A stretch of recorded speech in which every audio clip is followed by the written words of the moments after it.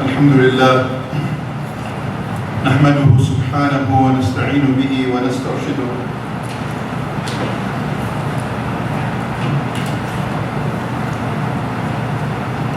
ونعوذ به من شرور أنفسنا وسيئات أعمالنا من يهده الله فلا مضل له ومن يضلل فلن تجد له وليا مرشدا وأشهد أن لا إله إلا الله وحده لا شريك له وأشهد أن محمدا عبده ورسوله اللهم صل وسلم وبارك على سيدنا ونبينا محمد وعلى آله وأصحابه الطيبين الطاهرين وعلى من تبعهم وعمل بعملهم واستنى بسنتهم إلى يوم الدين سبحانك لا علم لنا إلا ما علمتنا إنك أنت العليم الحكيم اللهم علمنا ما ينفعنا وانفعنا بما علمتنا وزدنا علما أما بعد. All praise and thanks and gratitude be to Allah subhanahu wa ta'ala. And I ask Allah subhanahu wa ta'ala to bless our Prophet and Messenger Muhammad sallallahu alayhi wa sallam. We seek refuge in Allah from the evils of our own selves and from the wrongs of our deeds. Whoever is guided by Allah will never go astray, and whoever goes astray can only be guided by Allah. I bear witness that there is no God worthy of worship except Allah, alone without partners. And I bear witness that Muhammad sallallahu alayhi wa sallam is Allah's messenger, prophet and servant. I remind myself and I remind you to follow the teachings of Allah subhanahu wa ta'ala in the Quran and the Sunnah of Rasulullah sallallahu alayhi wa sallam, and to apply them to your daily lives. My dear brothers and sisters, I want to talk a little bit today about human behavior and how we as human beings interact with each other, because there is a difference in how we are treating each other today compared to the past. And I'm not talking about the past of 500 years ago. If we just think of our grandparents, each one of you think of your grandparents. They were much different than we were. They were more courteous. They were much more respectful of others. They assumed the best in people. They gave people the benefit of the doubt. They never lied or cheated. They treated people with kindness and compassion. And what has happened over the past 20 to 40 years is that people's behavior has changed. And not just Muslims, everybody. People's behavior has changed. People have become more suspicious of each other, less sensitive to the feelings of each other, less likely to use pleasantries in the way they talk and address other people, less respectful of other people, less likely to give people the benefit of the doubt, and to really think about their situation before passing judgment or before making a comment. In fact, many people make comments without thinking. This has become a common and normal behavior, that people speak before they think. So they speak and then they think. It should be the other way around. We should think first and then we should speak. But nowadays, and all of you are smiling because you know that what I'm saying is true. It happens every day. People talk and then they regret what they said. Oh, I shouldn't have said that. Oh, maybe I should have said something different. Allah subhanahu wa ta'ala says in the Quran, من بعد أعوذ بالله من الشيطان الرجيم وَقُلْ لِعِبَادِي يَقُولُوا الَّتِي هِيَ أَحْسَنُ, and tell my servants to say that which is better. To say that which is better, which means you have a choice of saying different things, and you always have to choose the better thing to say. In another ayah, Allah subhanahu wa ta'ala says, وَقُولُوا لِلنَّاسِ حُسْنًا, and say to people good things. So you have a choice. You can say bad things or you can say good things. Allah is saying, say the good thing. Always think of what you're going to say and say it properly. Be sensitive to other people.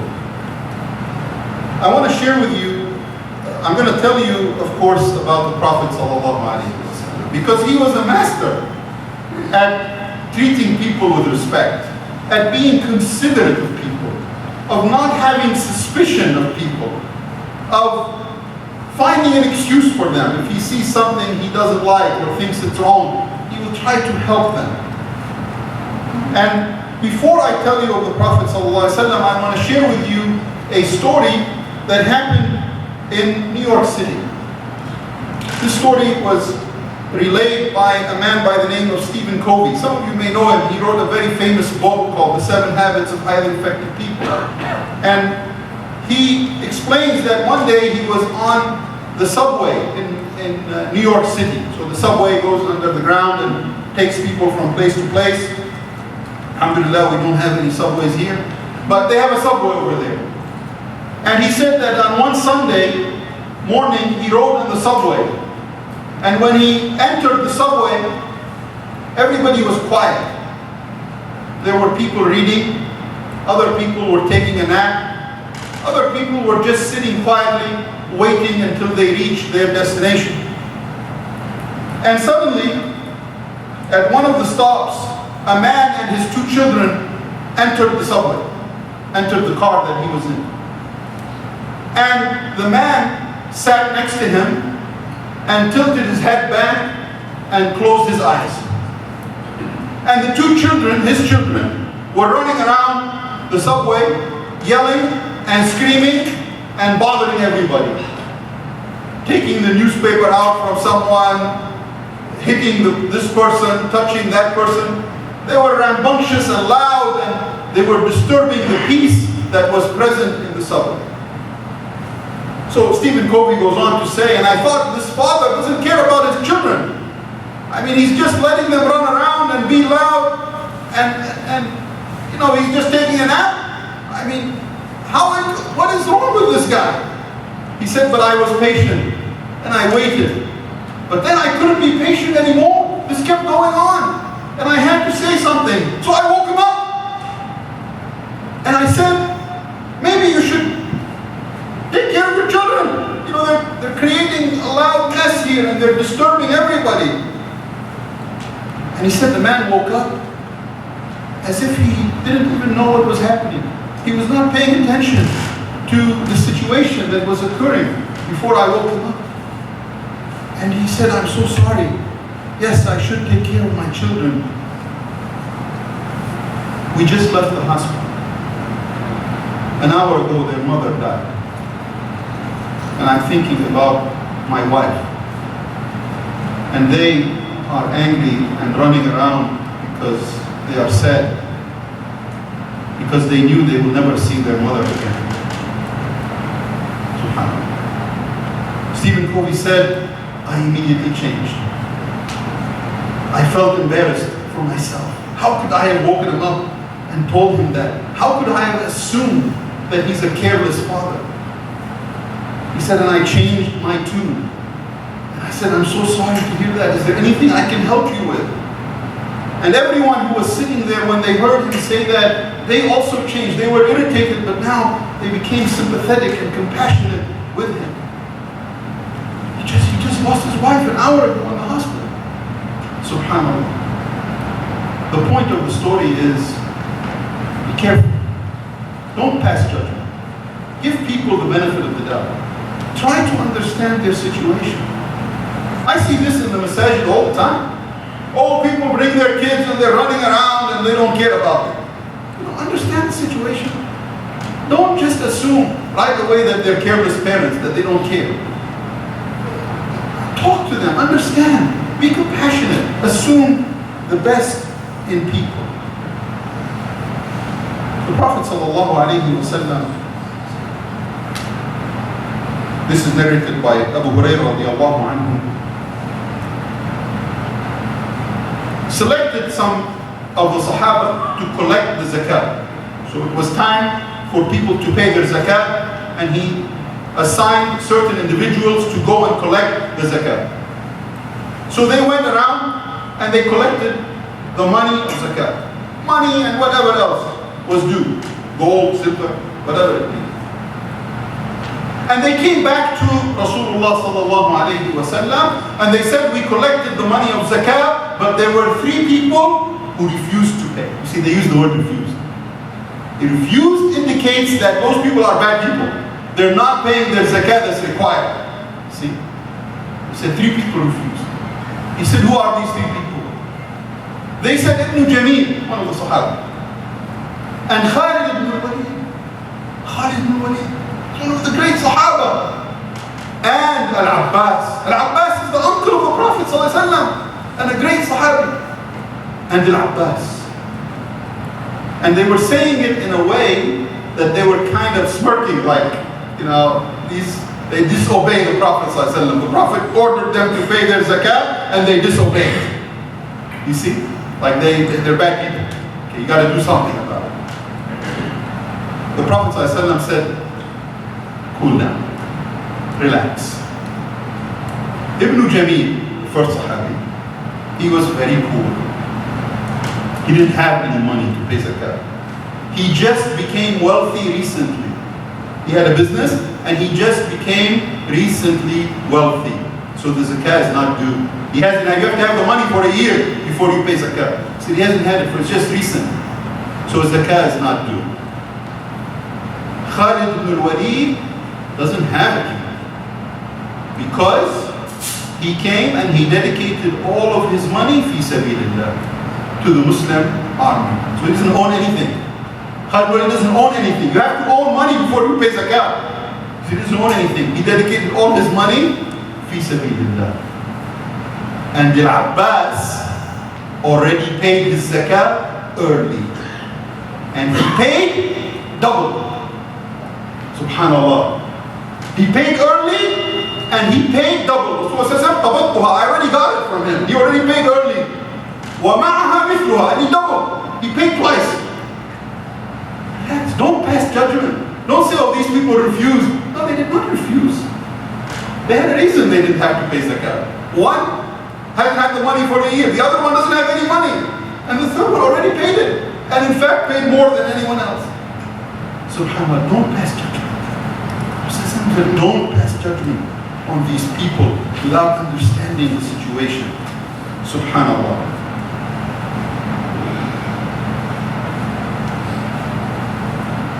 Sometimes people say things without thinking. I already told you this earlier.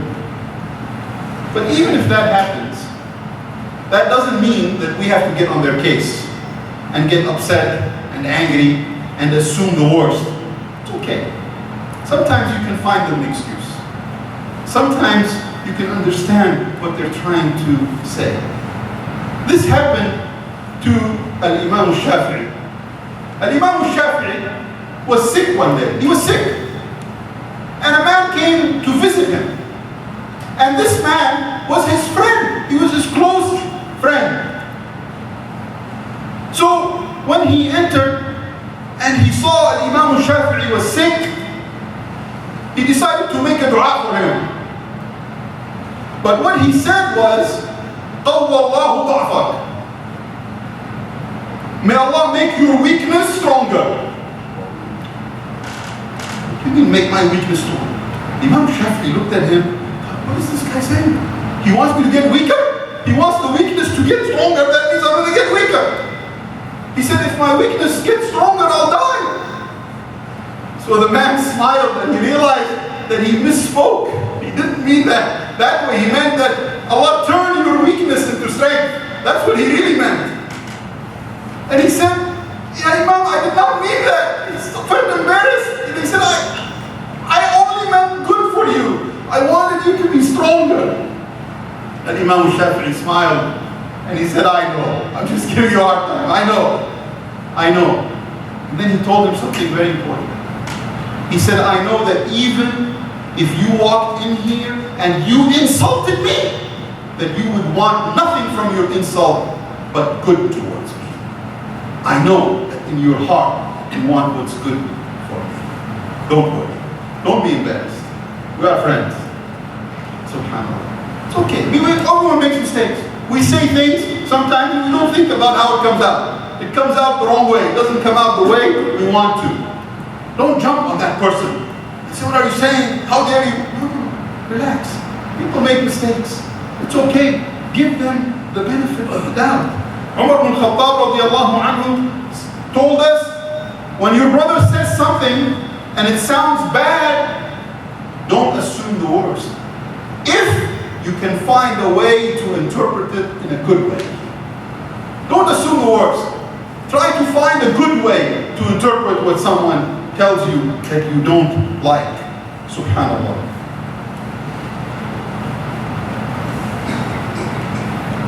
Rasulullah sallallahu alayhi wa sallam, one day he was in the masjid doing i'tikaf. He was in the last 10 days of Ramadan and he was doing i'tikaf in the masjid. And while he was doing i'tikaf, his wife, Safiya, al-Mu'mineen radiyallahu anha, she had to come and tell him something. She had to come and tell him something. So she dressed up, so she was covered, so people couldn't see her.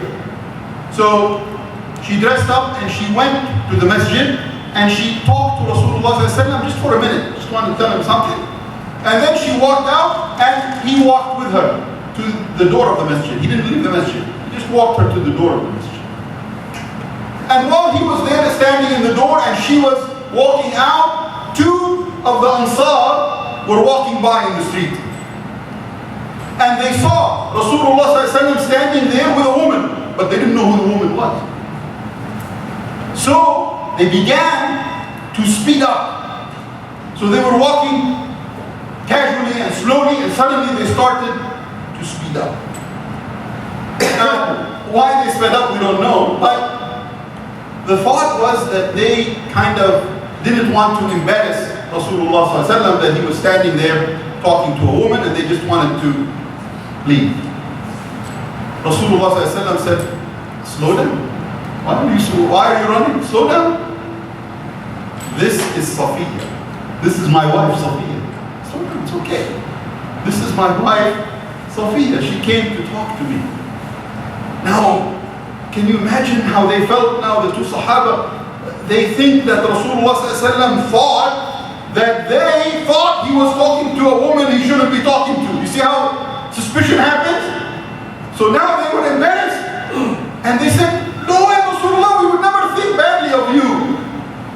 They immediately denied. They said, we would never think badly of you.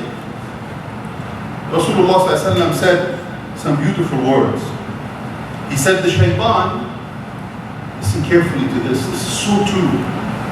The shaitan runs through a human being the same way that the blood runs through your blood vessels.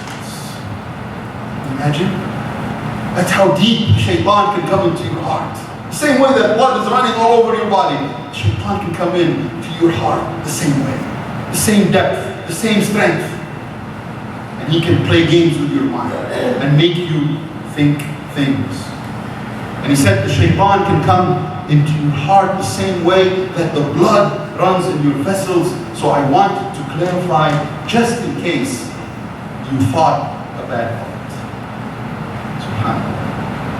Rasulullah is teaching us a lesson. Don't be suspicious. Be careful.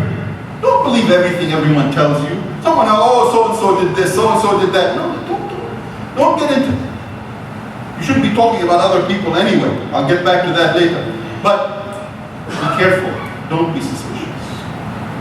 When al-Mu'mineen, Aisha radiallahu anha, was accused of fornication. All of us know the story of an ifk. Maybe we'll have a khutbah one day about an ifk. But she was accused of fornication. This is the wife of Rasulullah sallallahu alaihi wasallam. The daughter of Abu Bakr as-Siddiq is accused of fornication. Can you imagine how difficult that is? And many people in Medina at the time, believers, Muslims, believed it. Believed it. They believed the rumor. It was a rumor. Completely unfounded. It was a rumor. And in the end, Allah subhanahu wa ta'ala revealed in Surah An-Nur that she was innocent. And that this was a total and complete fabrication. And that no fornication had occurred. But after Allah subhanahu wa ta'ala tells us the true story and tells us that she is innocent, He asks a beautiful question. Allah subhanahu wa ta'ala said in Surah An-Nur, من بعد أعوذ بالله من الشيطان الرجيم لولا إذ سمعتموه ظن المؤمنون والمؤمنات بأنفسهم خيرا. Why is it when you heard it, meaning the rumor, did not the believing men and women think good of one another? This is an obvious falsehood. So Allah is telling us, when you hear these kinds of rumors, you should say they're wrong. You have to think good. Give people the benefit of the doubt. Don't assume the worst. He's teaching us a lesson from this incident. This happens every day, all the time. Maybe not at the level of fornication, but there are incidents that happen where people are accused of doing bad things. And everyone believes it. And people start backbiting and talking and having fun. And it's all completely false. Be careful. Don't fall into the trap. Rasulullah sallallahu alayhi wa sallam treated people with sensitivity. He was sensitive to their feelings. And once again gave them the benefit of the doubt. After the liberation of Mecca, when Rasulullah sallallahu alayhi wa sallam and the believers entered Mecca victorious, there was a man by the name of Ikrimah ibn Abi Jahl. His father is Abu Jahl, the biggest enemy of Islam. The man who tried to kill Rasulullah sallallahu alaihi wasallam multiple times and plotted against the believers and eventually drove them out of Mecca. Terrible human being. The enemy of Allah, no question about it. His son, Ikrimah, was still alive. And his son was so scared when Rasulullah sallallahu alaihi wasallam came back to Mecca victorious that he fled. He was not a believer yet. He fled Mecca. But then he had a change of heart. And he wanted to become a Muslim. But he was afraid to come back to Mecca because he felt that if he came back, nobody is going to forgive him for what his father had done. And he was afraid they would kill him. So his wife, her name is Hakim, she decided to go to the Prophet ﷺ and she told him that Ikrimah wants to come to Mecca, but he wants a guarantee of safety from you. Because if Rasulullah ﷺ guarantees someone's safety, then nobody will touch him. Rasulullah ﷺ gave him a guarantee of safety, subhanAllah, without asking any questions. He said, he's safe, have him come back, no problem, we're not going to touch him. So she went and she told Ikrimah, and so he began coming back to Mecca. Now the Sahaba in Mecca heard that Ikrimah is coming back. So they started to talk about Ikrimah and his father. And they started to say, the son of the enemy of Allah is coming back. You see how they didn't call him by his name. They said the son of the enemy of Allah is coming back. Can you imagine how that stirs up emotions? The son of the enemy of Allah, everyone wants to kill him. That's what they started to say. Rasulullah sallallahu alayhi wa sallam said, stop. Stop. Ikrimah is indeed coming. But he's coming as a believer. He's coming, he's going to be one of you. He's a believer. Do not insult his father. Imagine Rasulullah ﷺ is telling them, do not insult Abu Jahl. Do not insult his father. How sensitive he is to the feelings of Ikrimah. So don't insult his father. This is Rasulullah ﷺ. This is our faith. He said, do not insult his father. Insulting his father does no good. It only agitates the living and it doesn't reach the dead. What do you get out of insulting a dead person? Nothing. That person's not going to feel it. You only irritate the people who are alive, who are related to him. Do not insult his father when he comes. Subhanallah. And Ikrimah in fact came. And when he came, Rasulullah ﷺ was sitting down, he stood up and he greeted him with warmth and affection to show everybody that Ikrimah is now a believer and he's one of us. And he deserves the treatment that every believer deserves. Ikrimah would later become a great Sahabi, and in fact he would die a martyr in the battle of Uhud. This is Rasulullah sallallahu alaihi wasallam. This is how he acted, this is how he treated people, with kindness and respect and compassion. This is how he was sensitive to their feelings.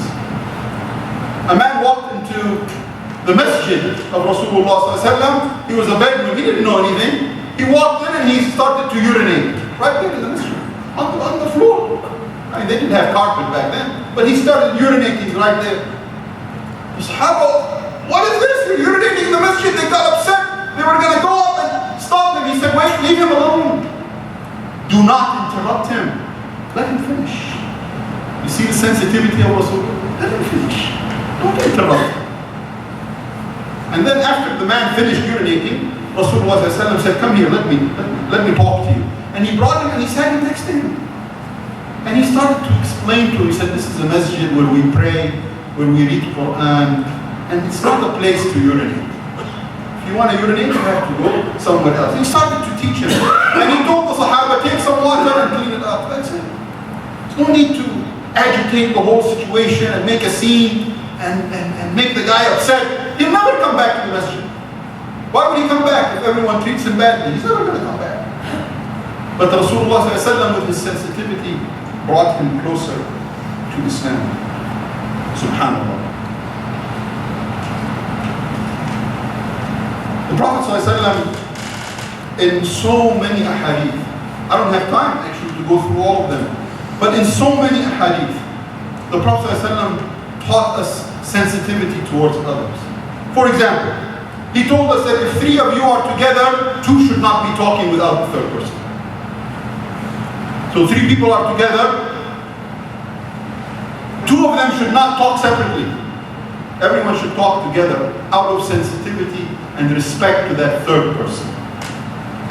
The Prophet ﷺ said that he would start the salah, and his intent was to read a long surah.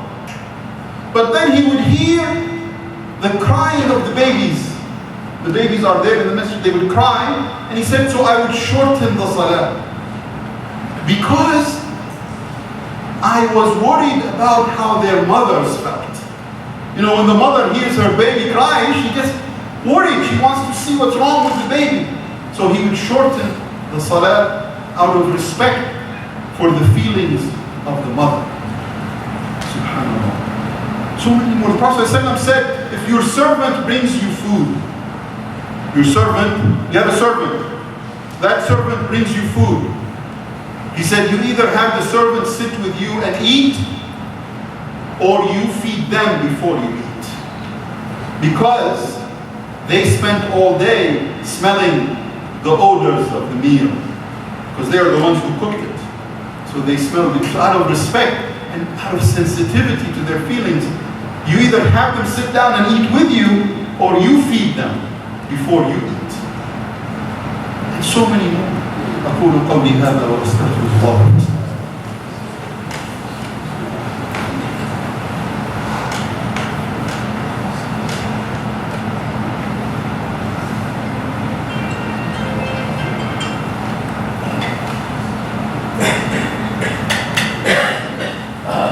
الحمد لله ولي الصالحين وأفضل الصلاة وأتم التسليم على سيدنا ونبينا محمد وعلى آله وصحبه أجمعين. أما بعد. My dear brothers and sisters, I want to share with you another story from the Prophet ﷺ in his time. But this was an important story because Quran was revealed. And the Quran that was revealed teaches us a lesson till this day. The Prophet ﷺ, this is narrated by Imam al-Baghawi in his tafsir, he said that the Prophet ﷺ, when he would travel, he would often put people in groups of 3. So 3 people, they would sleep together, eat together, so kind of to help each other out. So groups of 3. And on one particular trip, Salman al-Farisi, radiallahu anhu, one of the great Sahaba, was paired up with 2 people. But Salman was poor, he didn't have any money. These other 2 were wealthier. That's the narration, that's really not important, the story, but nevertheless, the two were a little bit wealthier and he was poorer than the other two. And these three were together, so they were helping each other. And Salman told the two, I will cook our meal for today. So they would eat together. And they said, okay, great. Well, thank you for that. And we're going to go attend to the horses and do some other things while you prepare the meal. So they left. The story is too exciting that I had to, subhanAllah. Anyway, it's like Allah khair. So they left him, but instead of cooking, he was tired, so he fell asleep. When they came back, there was no food. He was asleep. So they woke him up and they said, what happened? We're hungry. He said, oh, I was tired and I fell asleep. They said, well, what are we going to do now? We don't have any food. Maybe go and ask Rasulullah sallallahu alaihi wasallam, see if he has any food left over. So he went to Rasulullah sallallahu alaihi wasallam. And Rasulullah sallallahu alaihi wasallam said, I don't have any food either. Go and ask Usama ibn Zayd, go and ask him, see if he has any leftovers. Maybe he has some food left over. So he went, Salman al-Farisi went to Usama, and he said, Ya Usama, do you have any food? We're hungry. Do you have anything left over? Usama said, no, all our food finished. We ate it. We don't have anything left over.